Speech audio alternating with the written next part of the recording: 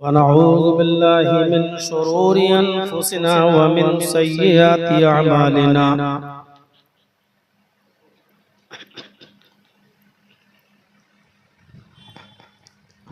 मन यहदिहिल्लाहु फला मुज़िल्ल लहु व मन युज़लिल्हु फला हादिय लहु।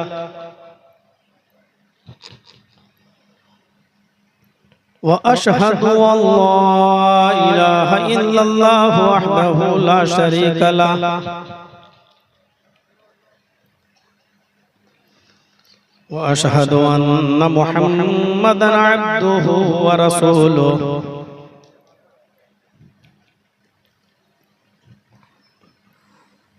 अम्मा बअद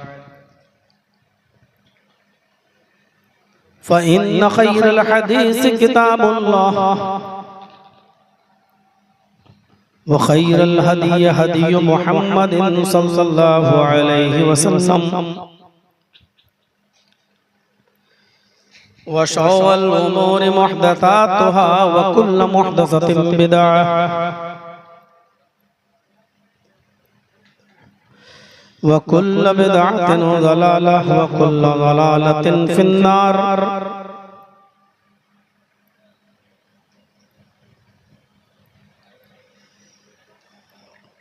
अऊज़ु बिल्लाहि मिनश शैतानिर रजीम। बिस्मिल्लाहिर रहमानिर रहीम।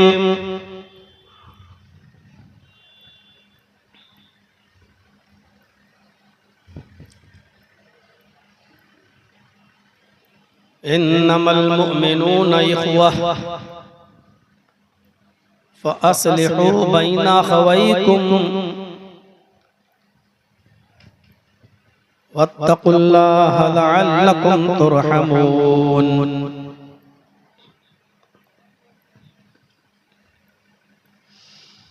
रब्बि इश्रह ली सदरी व यस्सिर ली अमरी वहलुल उक़दतम मिन लिसानी यफ़क़हू क़ौली।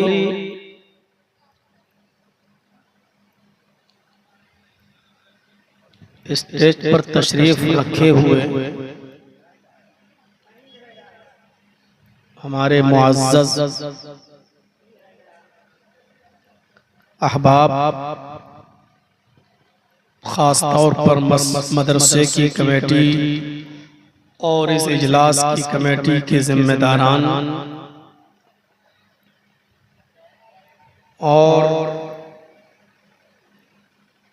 नीमा, ललमटिया और उसके अतराफ व अकनाफ से तशरीफ लाए हुए मुअज़्ज़ज़ सामीन हज़रात, इस्लामी ख़वातीन माँ और बहनों, नौजवानों और अज़ीज़ बच्चों,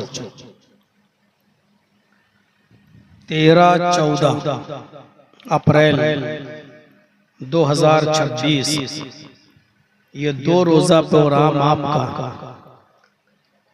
जो तकरीबन 1 साल पहले ही ये डेट फिक्स हो चुकी थी और अपनी मुतय्यना तारीख पर ये 2 दिन का इजलास यहाँ रखा गया। आज ये उसका पहला दिन है और पहले दिन में आम तौर पर लोगों की भीड़ दूसरे दिन की बनिस्बत कम होती है, लेकिन फिर भी रात के 3 बजे तक आप दिल जमाई के साथ बैठे रहे और आपने मुख्तलिफ उलमा को सुना। अल्लाह तबारक व तआला से दुआ है कि इलाहुल आलमीन हमें सुनने से ज्यादा अमल की तौफीक अता फरमाए। कुछ बातें आज मैं आपके सामने रखने की कोशिश कर रहा हूं, इस उम्मीद के साथ कि आप उसको गौर से सुनेंगे और सुनने से ज्यादा अमल करने की कोशिश करेंगे। कुरान करीम की जो आयत मैंने आपके सामने तिलावत की है, इस आयत के अंदर अल्लाह तबारक व तआला ने सारी दुनिया के मोमिनों को और सारी दुनिया के मुसलमानों को जिन्होंने इस बात का इकरार किया है कि अल्लाह के अलावा कोई माबूद नहीं और मोहम्मद सल्लल्लाहु अलैहि वसल्लम अल्लाह के रसूल हैं, जिन्होंने कलमा पढ़ा है, उन तमाम लोगों को भाई बताया है। इन्नमल मुमिनूना इख्वा, सारे मोमिन भाई ईमानी रिश्ते से, ईमानी रिश्ते से सारे मोमिन भाई हैं। और इंसानी रिश्ते से हिंदू हो, मुस्लिम हो, सिख हो, ईसाई हो, जैनी हो, बुद्धिस्ट हो, कोई भी मजहब का मानने वाला हो, इंसानी रिश्ते से वो भी भाई है। ईमानी रिश्ते से सारे मुसलमानों को भाई बताया है। उसकी दलील यही है, इन्नमल मुमिनूना इख्वा, सारे मोमिन भाई। लेकिन इसका यह मतलब नहीं कि जो मुसलमान नहीं है वो हमारे दुश्मन हैं। अल्लाह ताला ने उनको भी अभी भाई कहा है। और उसकी दलील, या अय्युहन्नास इन्ना खलक़नाकुम मिन ज़करिन व उन्सा वजअलनाकुम शुऊबन व क़बाइल लितआरफ़ू। उसकी दलील, या अय्युहन्नास, ऐ सारी दुनिया के लोगों, इन्ना खलक़नाकुम मिन ज़करिन व उन्सा, हमने तुमको एक मर्द से और एक औरत से पैदा किया है। तुम्हारा बाप भी एक है, तुम्हारी माँ भी एक है, तुम सब आदम की औलाद हो, तुम सब हव्वा की औलाद हो। सारी दुनिया के इंसानों को यह बताया है कि तुम्हारा बाप एक ही है, तुम्हारी माँ एक है।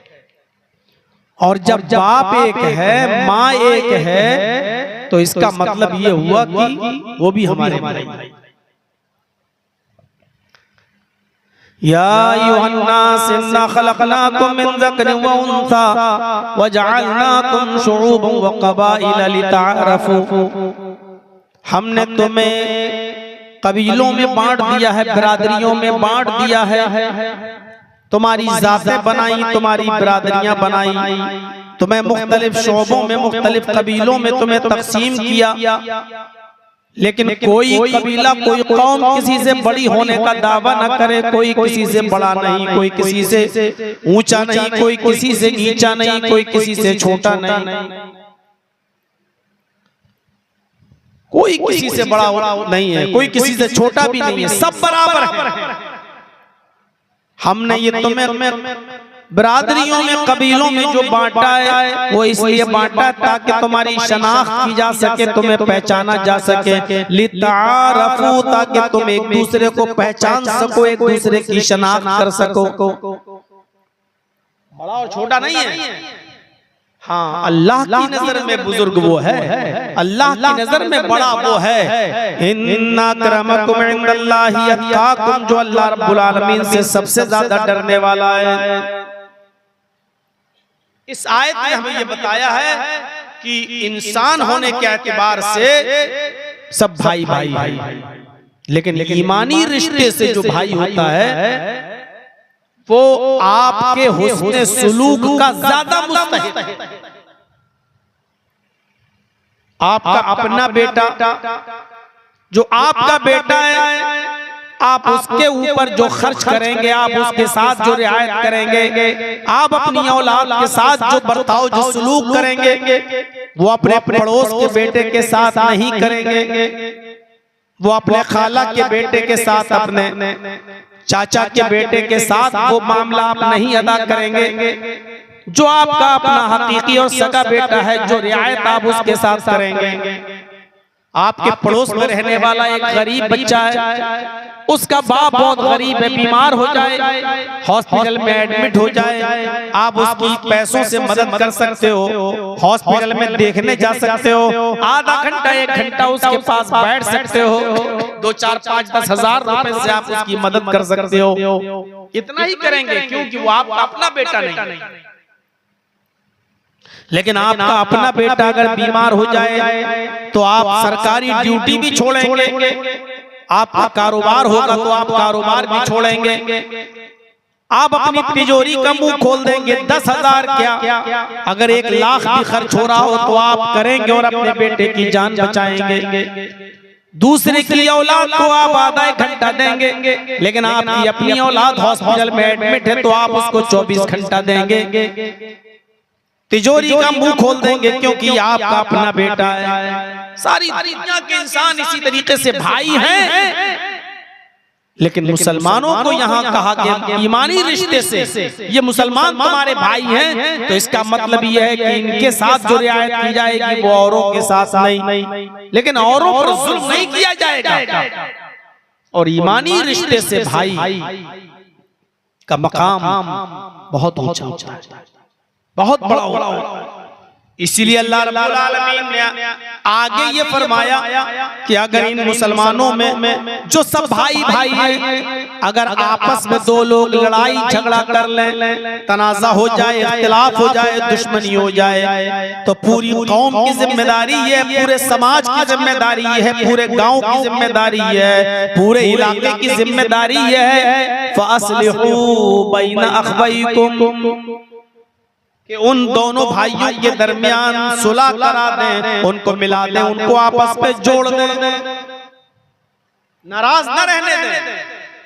हमारा अगर गांव के किसी आदमी से, अपने मोहल्ले में किसी आदमी से नाराजगी हो जाए तो पूरे मोहल्ले की जिम्मेदारी हमारी, अपने गांव में किसी से दुश्मनी हो जाए, लड़ाई हो जाए, तो पूरे गांव की जिम्मेदारी ये बनती है कि इस दुश्मनी को ज्यादा दिन तक कायम न रहने दें, बल्कि समाज के लोगों को चाहिए, कितनी जबरदस्त तालीम दी जा रही है, फ़अस्लिहू बैन अख़वैकुम, उन दोनों के दरमियान सुलह करा दो, इन्नमल मुमिनूना इख़वा फ़अस्लिहू बैन अख़वैकुम, सब मुसलमान भाई हैं, अगर इनमें कुछ लड़ाई झगड़ा तनाज़ा इख्तिलाफ किसी भी मामले में हो जाए तो आए गांव वालों, आए समाज वालों, आए सोसाइटी वालों,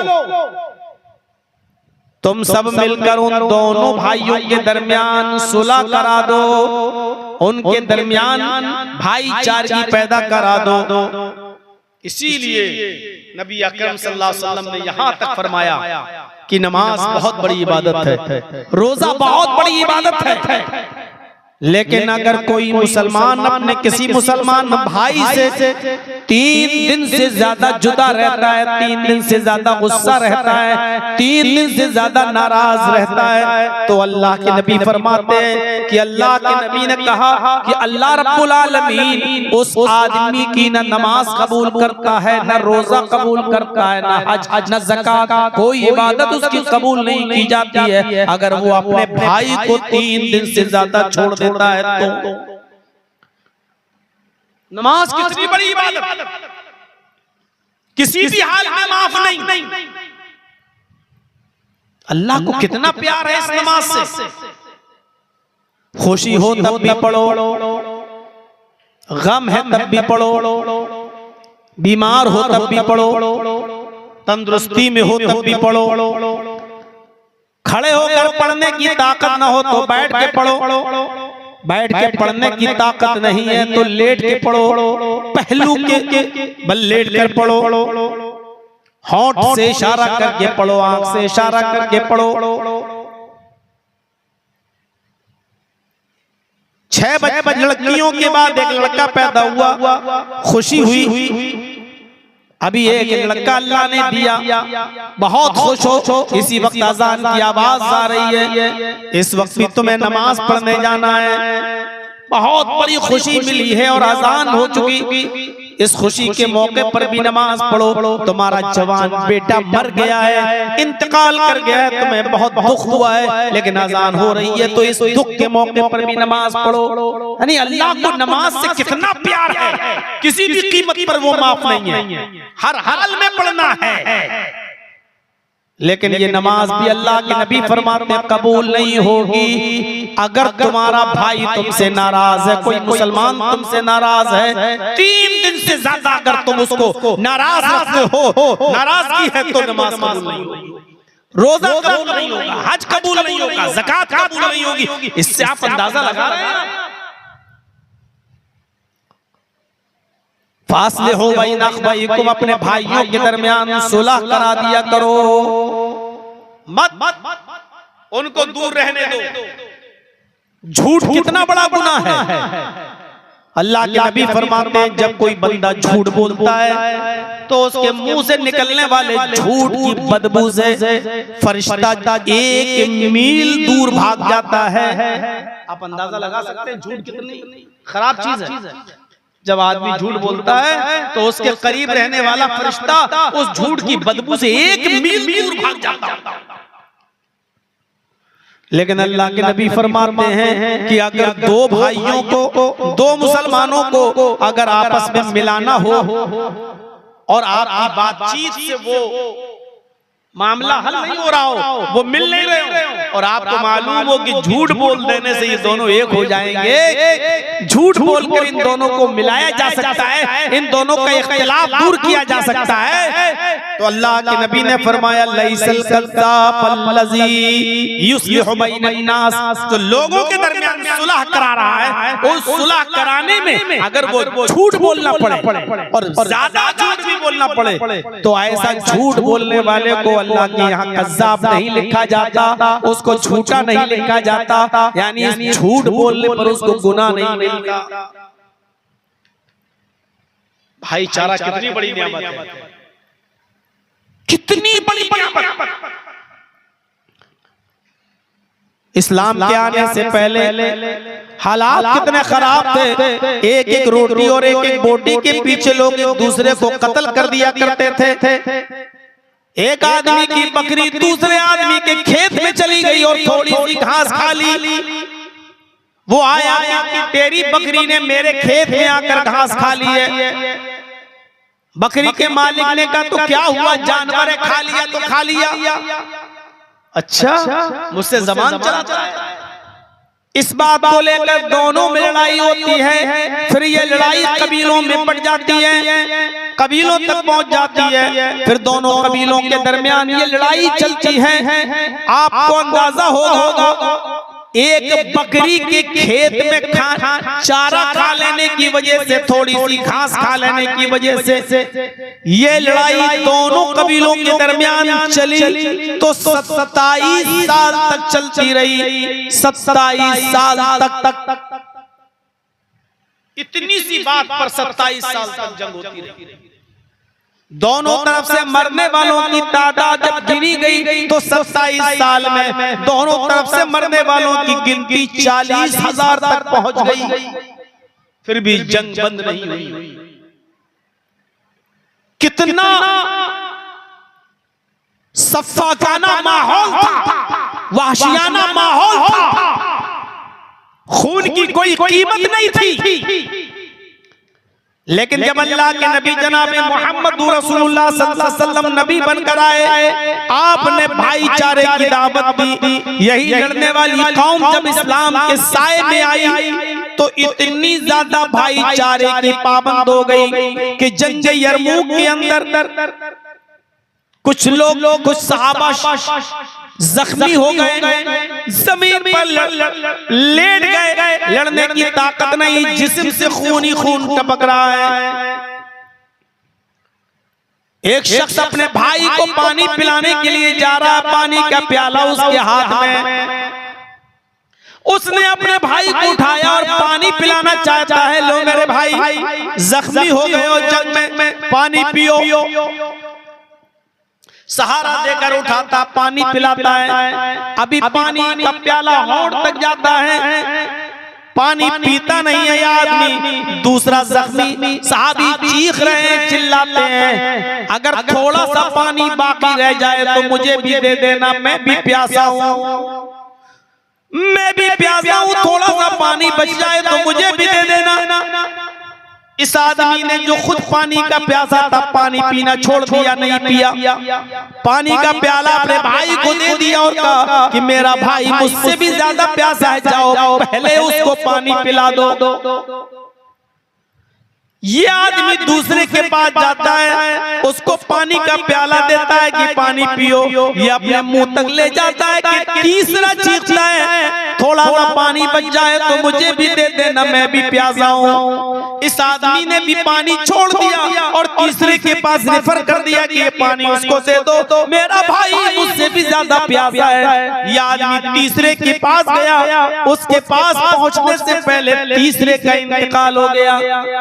लौट कर दूसरे के पास आया तो क्या देखा कि दूसरा भी इंतकाल कर गया। फिर वही पानी का भरा हुआ बर्तन लेकर अपने भाई के पास आया, जहां से पिलाना शुरू किया था पहले के पास आया तो क्या देखता है कि मेरा ये भाई भी अपनी जान जाफरी के सुपुर्द कर चुका है, इसका भी इंतकाल हो गया। जो कौम एक बकरी के थोड़ा सा घास खा लेने की वजह से 27 साल तक लड़ती हो और 40-40 हजार आदमी मार डाले जाते हो, फिर भी जंग बंद न होती हो, ऐसी खूनखार कौम को अल्लाह के नबी ने अपनी तालीम से, मोहब्बत से और अखलाक से ऐसा बना दिया कि जो एक दूसरे की जान लेते थे वो एक दूसरे के लिए अपनी जान देने लगे। नहीं, मुझसे ज्यादा वो प्यासा, पहले उसको पानी पिलाओ। उसके पास गए, नहीं वो हमसे ज्यादा प्यासा, उसको पानी पिलाओ। उसके पास पानी लेके पहुंच गए। उस तीसरा जैसे ही उसको बैठे पानी पिलाने के लिए, उसका इंतकाल हो गया। गौर करो, एक दूसरे ने एक दूसरे के लिए अपनी जान दे दी। ये मोहब्बत इस्लाम ने पैदा की। इसी का जिक्र कुरान में अल्लाह रब्बुल आलमीन ने कुछ इस तरह किया है, वज़कुरू निअमतल्लाहि अलैकुम इज़ कुंतुम आदान फ़अल्लफ़ बैन क़ुलूबिकुम फ़अस्बहतुम बिनिअमतिही इख़वाना। अल्लाह की उस नेमत को याद करो जो उसने तुम पर बरसाई है कि तुम आपस में एक दूसरे के दुश्मन थे। जब आपस में तुम एक दूसरे के दुश्मन थे, एक दूसरे की गर्दनें उड़ा दिया करते थे, एक दूसरे को कत्ल कर दिया करते थे, एक दूसरे को मार दिया करते थे, एक दूसरे के खून के प्यासे थे। फ़अल्लफ़ बैन क़ुलूबिकुम, तो अल्लाह ने तुम्हारे दिलों में मोहब्बत पैदा कर दी, तुम्हारे दिलों में उल्फत डाल दी। फ़अस्बहतुम बिनिअमतिही इख़वाना, तो तुम अल्लाह की नेमत से, मुहम्मदुर रसूलुल्लाह की आमद से और इस्लाम के आ जाने से तुम आपस में भाई बन गए, भाई बना दिया, भाई। तालीम भी दी तो ऐसी दी जो अपने लिए पसंद करो वो अपने भाई के लिए पसंद करो। इस तालीम में क्या है? जो तुम अपने लिए पसंद करते हो वही अपने मुसलमान भाई के लिए पसंद करते हो। यहां तो यह हाल है कि जर्जी साहब अगर चाय की दुकान खोल लें और 15-20 दिन में अच्छी चलने लगे, लोग कस्टमर आने लगे और हमारी चाय की चर्चे होने लगे, तो हमारे गांव के किसी आदमी को मेरी ये खुशी देखी नहीं जाएगी और मेरे बगल में अपनी चाय की दुकान खोल ले।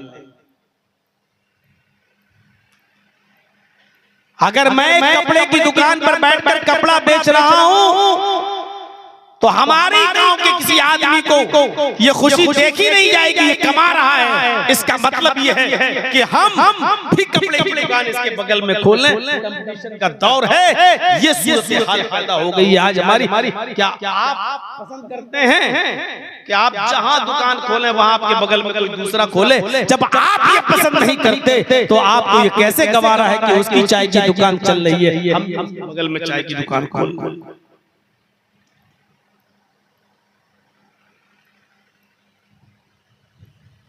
हाफिज अहमद इब्न हजर ने अल इसाबा के अंदर एक वाक़या नकल किया है दो सहाबी का, कि दोनों सहाबियों की दुकान थी और दोनों की कपड़े की दुकान थी और दोनों का कंपटीशन था। उस मार्केट में कपड़ा ही कपड़ा बिकता था, इसलिए वो कपड़े का ही मार्केट था। दो सहाबियों की दुकान उसमें पास पास थी। एक कस्टमर आया, एक सहाबी की दुकान के अंदर दाखिल हुआ, उसने कपड़ा खरीदा और चल दिया। थोड़ी देर के बाद एक दूसरा कस्टमर आया उसी दुकान पर और उसने भी कपड़ा खरीदा और चल दिया। अब तीसरा कस्टमर भी उसी दुकान पर आया और गौर से कपड़ा पूछने लगा। अब ये सहाबी जो कपड़ा बेच रहे हैं, अब ये क्या सोच रहे हैं? क्या ये सोच है आज हमारे अंदर? ये क्या सोच रहे हैं कि मैं तो दो लोगों को कपड़ा बेच चुका हूं, अभी बेचा, इससे पहले भी एक आदमी आया वो भी ले गया, मैंने तो दो लोगों को कपड़ा बेच दिया, मेरी इनकम तो इतनी हो गई, मुझे तो इतनी प्रॉफिट मिल गई कि आज शाम का चूल्हा मेरे घर जल जाएगा और मेरे बीवी बच्चे खाना खा लेंगे। लेकिन मेरे पड़ोस में जो सहाबी हैं, उनकी जो कपड़े की दुकान है, उनका अभी तक कोई कपड़ा नहीं बिका, उनकी भी बीवी है, उनके भी बच्चे हैं, उसके घर में चूल्हा कैसे जलेगा? तो इस सहाबी ने कहा कि जो कपड़ा तुम खरीदना चाहते हो वो कपड़ा मेरे पास खत्म हो गया है, लेकिन मेरे पड़ोस में फला आदमी फला के पास वो कपड़ा मौजूद है, जाओ वो कपड़ा तुम उससे खरीद लो। ये उठा और उस दुकान पे चला गया और वहां से कपड़ा खरीद कर अपने घर चला गया। ये सोच कि मैं तो दो आदमियों को कपड़ा बेच चुका हूं, आज शाम का चूल्हा मेरे घर तो जल जाएगा, लेकिन मेरे भाई की दुकान है, उसने कोई कपड़ा नहीं बेचा है, उसके घर चूल्हा कैसे जलेगा? उसके भी तो बच्चे हैं, उसकी भी तो बीवी है, उसके घर में भी चूल्हा जलना चाहिए। उस आदमी ने अपना कस्टमर उसकी तरफ रेफर कर दिया कि जाओ। आज ये तसव्वुर किया जा सकता है? 27 सालें तो हमें हो गई तकरीबन तकरीर करते करते, 1999 से 2026 तक 27 साल की तकरीरों के बावजूद अभी तक हम एक दूसरे को, मुसलमान को एक दूसरे का भाई नहीं बना सके, अभी नफरतें दूर नहीं कर सके, अभी एक दूसरे के दिलों से हसद और कीना और बुग़्ज़ और इनाद और दुश्मनी नहीं निकाल सके, कंपटीशन का माहौल खत्म नहीं कर सके। है ये तसव्वुर करोगे आप? 10 आदमियों ने किसी के यहाँ चाय पी ली, क्या वो चाय वाला कह सकता है साहब वो भी अच्छी चाय बनाता है, अब जाओ, अब आप उसकी दुकान पे चाय पी लो, हमारे यहाँ दूध खत्म हो गया है? क्या कोई कह सकता है? आज के इस दौर में भी क्या आप ये कह सकते हो कि साहब जो कपड़ा आप खरीदने आए हो खत्म, मेरे पड़ोसी से ले लो, उसके यहाँ पर भी अच्छा कपड़ा मिलता है? कह सकते हो? यहाँ तो ये हाल है कि अगर करीब करीब होटल है तो दूर से ही चिल्लाने लगते हैं कस्टमर को देखकर, इधर आओ इधर आओ इधर आओ इधर आओ, और कभी कभी तो दौड़ के पकड़कर उसको हाथ पकड़कर लाने की कोशिश की जाती है, आप यहाँ आइए, वहाँ यहाँ आइए। ये सूरत हाल पैदा हो चुकी है, जो अपने लिए पसंद करो वो अपने भाई के लिए पसंद करो। एक ताबई गुजरे हैं, नाम है उनका सईद इब्न जुबैर। हज्जाज इब्न यूसुफ के खिलाफ अलम बगत बुलंद किए रहे, हक बात बोलते रहे, और हज्जाज इब्न यूसुफ ने उनके कत्ल का हुक्म सादिर फरमा दिया और ऐलान कर दिया, सईद इब्न जुबैर जहां भी मिले उनको पकड़कर मेरे सामने जिंदा लाया जाए, इसलिए कि मैं उनको अपनी आंखों के सामने कत्ल होता हुआ देखना चाहता हूं। हज्जाज इब्न यूसुफ ने सईद इब्न जुबैर के लिए अपनी पूरी पुलिस अपने पूरे मुल्क के अंदर लगा दी कि सईद इब्न जुबैर को पकड़ कर लाया जाए। सईद इब्न जुबैर कभी यहाँ छिपते कभी वहां छुपते, बहुत नेक आदमी थे, इसलिए कोई भी मुसलमान उनको अपने घर में जगह दे देता था। आइए रात यहाँ गुजार चलिए चुपचाप, आज यहाँ मत रहिए, कहीं ऐसा ना हो कि पुलिस को खबर लग जाए, कल दूसरी जगह चले जाइए। वो बचते बचाते रहे। एक दिन ऐसा हुआ कि किसी की यहाँ वो आराम फरमा रहे थे रात में, और हज्जाज इब्न यूसुफ की पुलिस को पता चल गया। हज्जाज इब्न यूसुफ की पुलिस को खबर हो गई, किसी ने मुखबिरी कर दी कि फलां के घर में है सईद इब्न जुबैर। और मुखबिरी अपने ही करते हैं, मुखबिरी अपने ही करते हैं, दूसरे लोग नहीं, अपने। कोरोना में क्या माहौल था, गोश्त तक नहीं मिल रहा था, और चोरी छिपी हम लोगों के यहाँ, हमारे शहर शाबा का ये हाल था कि चोरी छुपे अगर कहीं एक घर में बकरा ज़िबा कर लिया और लोगों को बताया आप गोश्त यहाँ से ले जाओ, तो अपने ही लोगों ने मुखबिरी कर करके पकड़ाया था कि देखो फलां के घर में आज बकरा ज़िबा हुआ है। अपने मुखबिरी करते हैं। सईद इब्न जुबैर के बारे में भी हज्जाज की पुलिस को अपनों ने मुखबिरी कर दी कि सईद इब्न जुबैर फलां के घर में छिपे हुए हैं। दो पुलिस वाले रात में छापा मारते हैं और सईद इब्न जुबैर को गिरफ्तार कर लेते हैं, पकड़े जाते हैं। जो चीज मैं बताने जा रहा हूं वो सुनिएगा। सईद इब्न जुबैर पकड़े जाते हैं। सईद इब्न जुबैर को पकड़कर हज्जाज इब्न यूसुफ के पास लाने की तैयारी होती है, लेकिन इतने दूर पे है हज्जाज, इतना दूर है हज्जाज कि एक हफ्ता लगेगा। अगर घोड़े पर भी बैठकर चला जाए तो हज्जाज तक पहुंचने में एक हफ्ते का टाइम लगेगा, एक हफ्ता। पुलिस वाले उनको लाते हैं, सुबह से शाम तक चलाते हैं। वो पुलिस वाले भी मुसलमान हैं, हज्जाज की पुलिस है लेकिन वो भी मुसलमान हैं। ज़ोहर का वक्त होता, सईद इब्न जुबैर नमाज की इजाजत मांगते, पुलिस वाले नमाज की इजाजत दे देते, खड़े होकर देखते रहते कहीं सईद इब्न जुबैर भाग ना जाए। जब सईद नमाज पढ़ लेते उसके बाद फिर पहला पुलिस वाला नमाज पढ़ता, दूसरा सईद को पकड़े रहता। जब पहला नमाज पढ़ लेता तो पहला सईद को पकड़ लेता और दूसरा फिर नमाज पढ़ता। इस तरीके से सईद इब्न जुबैर को लाने की कोशिश की जा रही है। और सईद इब्न जुबैर का अखलाक इतना अच्छा अखलाक कि उन पुलिस वालों के दिल मोम हो गए।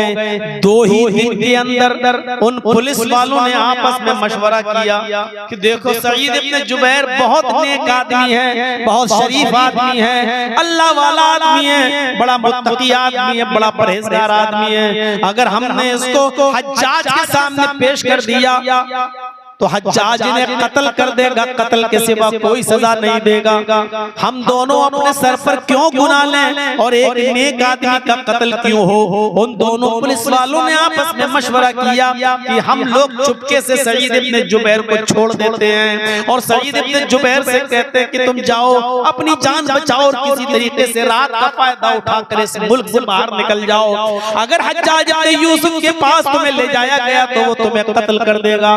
दोनों पुलिस वाले इस बात का तैयार हो जाते हैं कि ठीक है, इस नेक आदमी की बद्दुआ हम क्यों लें, इस नेक आदमी के कत्ल का गुनाह अपने सर पर क्यों ला दें। ये बड़े नेक आदमी हैं, बच्चों वाले हैं, बड़े शरीफ हैं, इनके कई बच्चे हैं, लिहाजा वो बच्चे यतीम हो जाएंगे। इन दोनों पुलिस वालों ने सईद इब्न जुबैर से कहा, मुसलमानों गौर से सुनना इस वाक़े को और अंदाजा लगाना। सईद इब्न जुबैर से पुलिस वाले कह रहे हैं, ऐ सईद, अगर मैं तुम्हें हज्जाज के सामने पेश कर दिया, हज्जाज तुम्हें कत्ल कर देगा।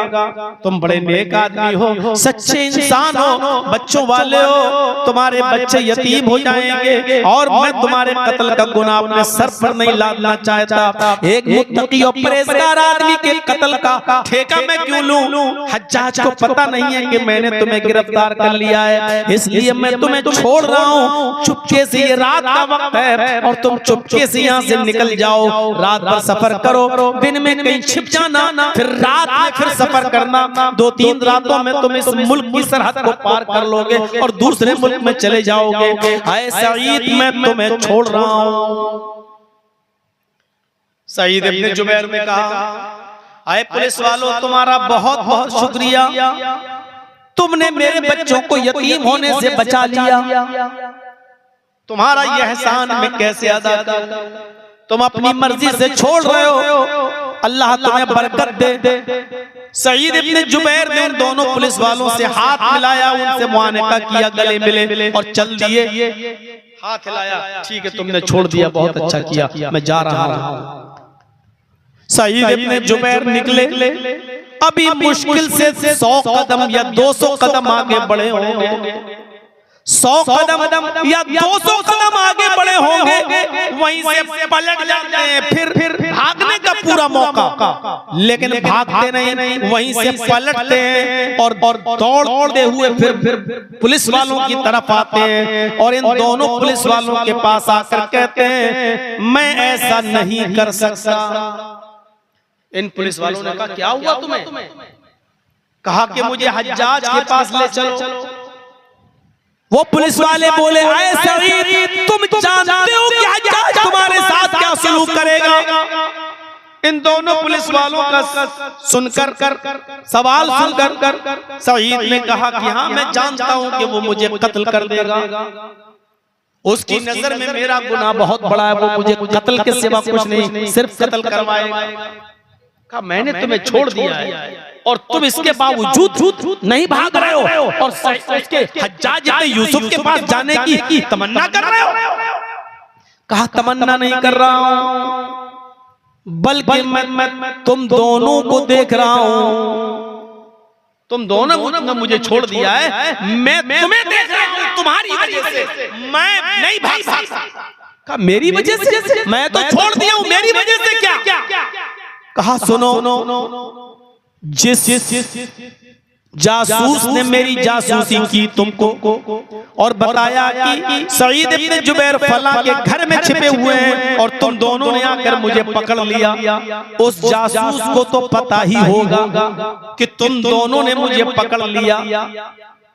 अब तुम दोनों मुझे छोड़ रहे हो, कल जब हज्जाज के पास पहुंचोगे तो वो जासूस भी वहां पहुंचेगा और वो जासूस उसको बता देगा कि इन दोनों पुलिस वालों ने तो सईद को पकड़ लिया था, फिर कहीं रास्ते में छोड़ दिया। आए पुलिस वालों, जब जासूस ने हज्जाज इब्न यूसुफ को जब ये जासूस खबर देगा और हज्जाज को ये पता चलेगा कि तुमने मुझे छोड़ दिया, पकड़ने के बाद मुझे छोड़ दिया, तो फिर वो तुम दोनों को कत्ल कर देगा, तुम दोनों को मार डालेगा। अल्लाह के नबी सल्लल्लाहु अलैहि वसल्लम ने फरमाया, सईद इब्न जुबैर उन दोनों पुलिस वालों से कह रहे हैं कि अल्लाह के नबी सल्लल्लाहु अलैहि वसल्लम ने फरमाया, जो तुम अपने लिए पसंद करते हो वही अपने भाई के लिए पसंद करो। जब मैं अपने लिए पसंद करता हूँ कि मुझे कत्ल न किया जाए, तो मैं तुम्हारे लिए पसंद कैसे कर लूं कि तुम्हें कत्ल किया जाए? इसलिए हमें तुम हज्जाज के पास ले चलो। उन पुलिस वालों ने कहा, आए सईद, तुम जाओ यहाँ से, वो तुम्हें मार डालेगा, तुम्हें कत्ल कर देगा। अरे हमसे पूछेगा तो हम कह देंगे कि सईद मिले थे, पकड़ लिया था, लेकिन हाथ छुड़ा के भाग गए, मैंने बहुत पीछा किया, वो भागने में कामयाब हो गए, हम कुछ भी झूठ बोल देंगे। कहा, नहीं, हज्जाज बहुत बड़ा जालिम इंसान है, वो हमारी भागने की वजह से तुम दोनों को कत्ल कर देगा, और मैं ये नहीं चाहता कि मेरी जान बच जाए और मेरी जगह पर तुम दोनों की जान चली जाए। जब मैं अपने लिए पसंद नहीं करता, वो आपके लिए भी पसंद नहीं करूंगा। लेके चलो। पुलिस वालों का इनकार, सईद इब्न जुबैर का इकरार, आखिरकार पुलिस वाले हिम्मत हार गए और सईद इब्न जुबैर को पकड़ कर लाए और हज्जाज के सामने पेश कर दिया। सईद इब्न जुबैर नहीं माने, नहीं मैं चलूंगा तुम्हारे साथ। और उन दोनों पुलिस वालों ने हज्जाज के सामने जब पेश किया तो सईद इब्न जुबैर को हज्जाज ने देखा और देखने के बाद मुस्कुराया। कितने दिन भाग कर रहे हो, जाओगे कहां? मेरी पुलिस वो है जो पाताल से भी ढूंढ लेती है मुजरिम को। लिहाजा जल्लाद को बुलवाया गया, खूनी चमड़ा बिछाया गया, हाथ पीछे से बांधे गए और सईद इब्न जुबैर को बिठा दिया गया। ऐसे हाथ पीछे बंधे, गर्दन इस तरीके से डाल दिया गया है, खूनी चमड़ा बिछा हुआ है, जल्लाद तलवार लिए खड़ा हुआ है। और फिर वही हुआ जिसका डर था। उन पुलिस वालों को भी मालूम था कि सईद इब्न जुबैर अब बचेंगे नहीं, और खुद सईद इब्न जुबैर को ये मालूम था कि अब मैं बचूंगा नहीं। लिहाजा उस जल्लाद ने हज्जाज इब्न यूसुफ की आंखों के सामने हज्जाज का हुक्म पाकर सईद इब्न जुबैर की गर्दन पे तलवार मार दी और सईद इब्न जुबैर को कत्ल कर दिया। पूरा वाक़या बयान करने का मकसद यह है कि सईद इब्न जुबैर ने अपने आप को कत्ल करवाना पसंद कर लिया, लेकिन उन दोनों पुलिस वालों को फंसाना गवारा नहीं किया। वो ये नहीं चाहते थे कि मेरी जान बच जाए और मेरी ये दोनों पकड़े जाएं और फंसे और इन दोनों को कत्ल कर दिया जाए। मेरे भाइयों, ये एक मुसलमान की जिम्मेदारी होती है, एक मुसलमान की पहचान होती है। और इसी को कहा इन्नमल मुमिनूना इख्वा, मोमिन आपस में भाई भाई हैं। और मुसलमान का काम ये होता है जो अपने लिए पसंद करता है वही दूसरे के लिए भी पसंद करता है, और जो अपने लिए पसंद नहीं करता आपके लिए भी पसंद नहीं करता। हम मुसलमान हैं और हैं तो ये सिफत पाई जाती है। क्या हम अपने लिए जो पसंद करते हैं वो आपके लिए भी पसंद करते हैं? क्या हम अपने लिए जो चीज नापसंद करते हैं वो आपके लिए भी नापसंद करते हैं? नहीं। फिर मुसलमान याद रखिएगा, ईमानी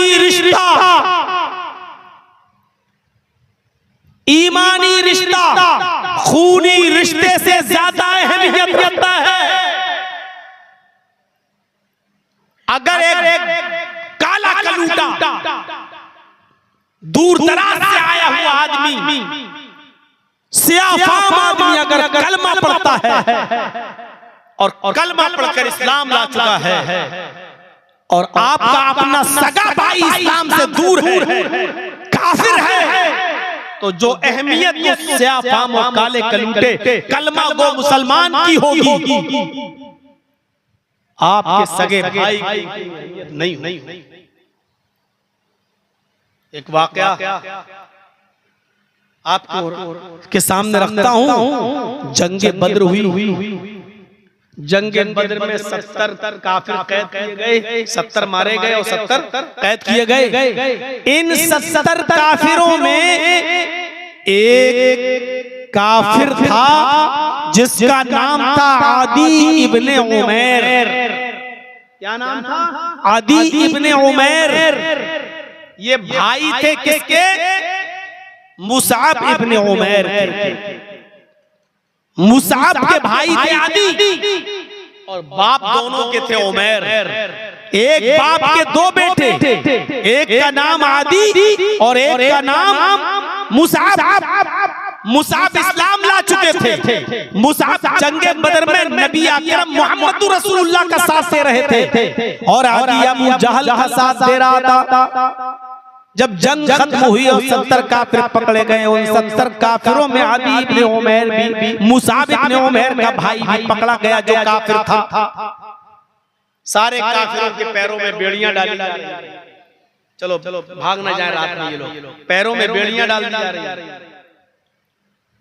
सहाबा एक दूसरे के पैरों में बेड़ियां डाल रहे थे। जब नंबर आता है आदि के पैरों में बेड़ियां डालने का मंजर देखिए।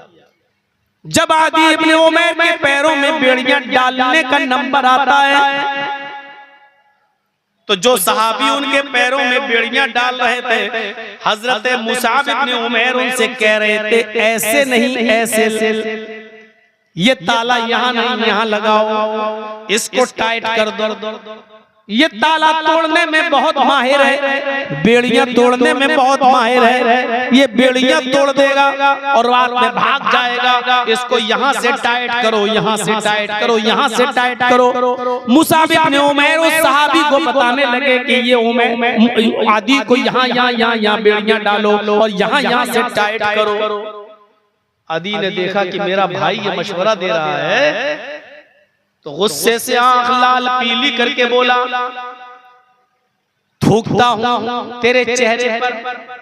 आए मुसाब, तू भाई है? तू भाई नहीं कसाई। कैसा भाई है? तेरे सगे भाई हकीकी भाई के पैरों में बेड़ियां डाली जा रही है और तू टाइट करने का हुक्म दे रहा है, यहाँ से टाइट करो, यहाँ से टाइट करो, यहाँ से टाइट करो, ये करो, ये करो। तू ये बता रहा है, तू ये कहने को कह रहा है, तुझे जरा भी रहम नहीं आ रहा है, अपने भाई के साथ इस तरीके का सुलूक करवा रहा है तू। मुसाब इब्ने उमैर ने जब ये सुना तो मुसाब इब्ने उमैर चीखते हुए बोले, खामोश, चुप चुप चुप। कैसा भाई? कौन? आदि ने कहा कि आए मुसाब, मैं तेरा भाई नहीं हूं। क्या तेरा बाप उमैर नहीं है? जिस बाप का खून तेरी रगों में दौड़ रहा है उसी बाप का खून मेरी रगों में भी दौड़ रहा है। यह अलग बात है कि मैं काफिर हूं, तू इस्लाम लाया, लेकिन है तो एक ही बाप के बेटे। तू अपने भाई के साथ ऐसा सुलूक करता है? मुसाब इब्ने उमैर ने जोरदार आवाज में कहा, कौन सा भाई? कैसा भाई? है आदि तू मेरा खूनी रिश्ते को क्या कहा है? आदि तू मेरा भाई। आदि ने ऐसे सर उठाकर देखा, कहा मुसाब मैं तेरा भाई नहीं हूं। मुसाब इब्ने उमैर ने कहा नहीं, मेरा भाई मेरा भाई तो ये है जो तेरे पैरों में बेड़ियां डाल रहा है, जो तेरे पैरों में बेड़ियों में ताला लगा रहा है, जो तेरे पैरों में बेड़ियां डाल टाइट कर रहा है, ये है मेरा भाई। इसलिए कि इसने कलमा पढ़ा है, अशहदु अल्ला इलाहा इल्लल्लाह व अशहदु अन्न मुहम्मदन अब्दुहु व रसूलुहु, और नहीं पढ़ा, ये है मेरा भाई, तू मेरा भाई नहीं है। अंदाजा लगाएंगे ईमानी रिश्ता खूनी रिश्ते से ज्यादा अहमियत। अगर आप जानते हैं कि ये आदमी भी मुसलमान है तो वो आपका भाई और सगे भाई से ज्यादा अहमियत रखता है अगर वो काफिर है सगा भाई तो ईमानी रिश्ते की अहमियत खूनी रिश्ते से ज्यादा है, खूनी रिश्ते से। इसलिए इस आयत को समझने की कोशिश करो। इन्नमल मोमिनूना इख्वा, सारी दुनिया के मुसलमान भाई हैं। फास्लिहू बैना अख्वैकुम, जब दो भाइयों में तनाज़ा हो जाया करे, लड़ाई हो जाया करे, तो इन मुसलमान भाइयों को ज्यादा दिन तक दूर न रहने दो। आए समाज वालों, आए सोसाइटी वालों, आए गांव वालों, आए मोहल्ले वालों, इन दोनों मुसलमान भाइयों को आपस में मिला दिया करो, इन दोनों के दिलों को जोड़ दिया करो। अगर इन दोनों को मिलाने में तुम्हें झूठ बोलना पड़े तो झूठ बोलकर इन दोनों को मिला दिया करो, इन दोनों को आपस में भाई भाई बना दिया करो। यहाँ तो मजे लिए जाते हैं और आग भड़काई जाती है, फला फला फला फला मैं ऐसा कह रहा था, फला अरे कहना तो ये चाहिए कि फला तुम्हारी बड़ी तारीफ कर रहा था यार, तुम उससे दुश्मनी निभाते हो, वो तो तुम्हारे बारे में बहुत अच्छा सोचता है। अरे वो तो मिला था, मुझसे पूछ रहा था कि उसके बच्चे ठीक हैं, खाना वाना मिलता है, उसको कोई तकलीफ तो नहीं है। भले ना कहा, लेकिन ये कह दो उसके दिल में नरमी पैदा हो जाएगी यार, वो मेरे बारे में ऐसा सोचता है, वो मेरे घर के बारे में ऐसा सोचता है। उसने कहा भी ना, फिर भी कह दो उसके सामने वाले के दिल में जो बुराई बैठी हुई है वो दूर हो और कम होने की कोशिश हो। और एक दिन आए दुआ सलाम, अरे इबादतों का इन्हिसार भी इसी पे, वरना नमाज में जो दुआएं पढ़ी जाती हैं वो घर पर भी पढ़ी जा सकती थी, वो नमाज घर पर भी अदा की जा सकती थी। घर से निकलकर मस्जिद में आने की वजह यही है कि तुम एक दूसरे से सलाम करोगे, नमाज पढ़ोगे, जमात कायम करोगे, एक दूसरे की खैरियत पूछोगे, कदम से कदम, कंधों से कंधा, टखनों से टखना मिलाओगे, जमात कायम करोगे, आपस में गिले शिकवे दूर होंगे, मस्जिद में जाओगे बगल में खड़े हो जाओगे, कदम से कदम, टखनों से टखने, कांधों से कांधे मिलाओगे, दुश्मनियां दूर होंगी।